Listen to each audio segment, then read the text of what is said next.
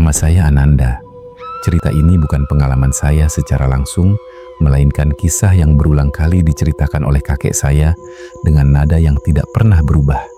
Setiap kali ia menceritakannya, wajahnya selalu sama, serius, datar, dan seolah kembali berada di malam-malam yang tidak pernah benar-benar meninggalkannya. Kakek saya bukan orang yang suka bercerita. Ia tidak pandai membesar-besarkan kejadian, apalagi mengarang hal-hal gaib. Karena itu, ketika ia selalu menutup ceritanya dengan kalimat yang sama, "Tidak semua arwah pergi dalam keadaan utuh." Saya tahu kisah ini bukan sekadar dongeng pengantar tidur.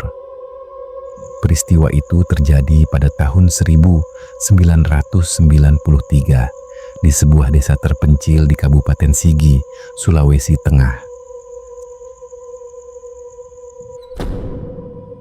Saat itu, kakek bekerja sebagai penjaga kebun kakao milik desa.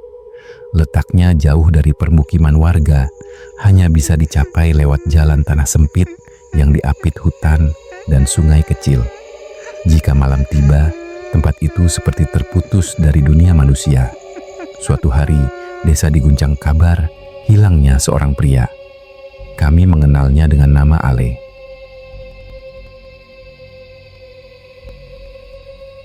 Beberapa hari kemudian, tubuhnya ditemukan di dasar jurang, terbawa arus sungai. Namun jenazah itu tidak lagi utuh. Beberapa bagian tubuhnya hilang, entah terseret arus atau tertinggal di hutan. Warga tidak punya banyak pilihan. Jenazah Ali dikuburkan seadanya. Tidak ada pencarian lanjutan.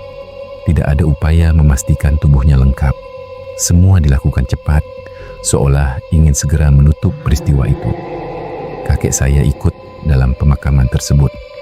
Ia mengatakan sejak tanah pertama ditimbunkan, dadanya sudah terasa tidak enak.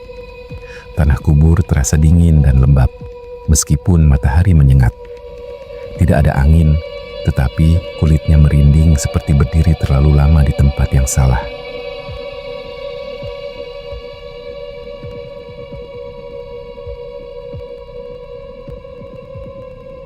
Beberapa malam setelah pemakaman, gangguan itu mulai terasa.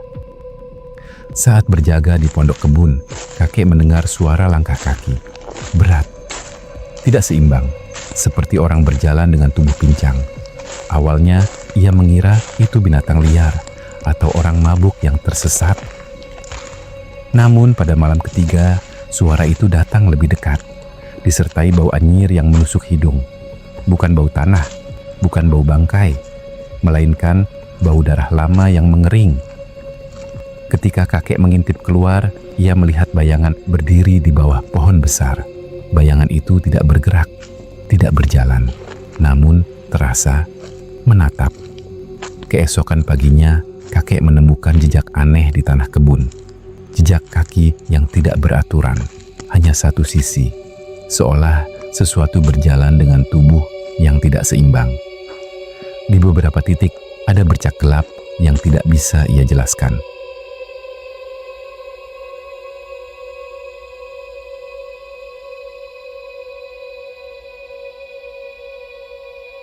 Malam berikutnya, suara itu kembali. Kali ini disertai rintihan, pelan, tertahan, seperti seseorang menahan rasa sakit yang terlalu lama. Saat tengah malam, kakek memberanikan diri mengintip lagi. Ia melihat sosok manusia berdiri di kejauhan. Tubuhnya tidak lengkap. Salah satu lengannya tidak ada. Langkahnya terseret. Setiap gerakan disertai bunyi seperti tulang bergesekan. Sosok itu mendekat. Berhenti tepat di depan pintu pondok. Dari balik pintu terdengar suara lirih. Bukan suara manusia hidup. Suara itu berkata bahwa ia belum selesai.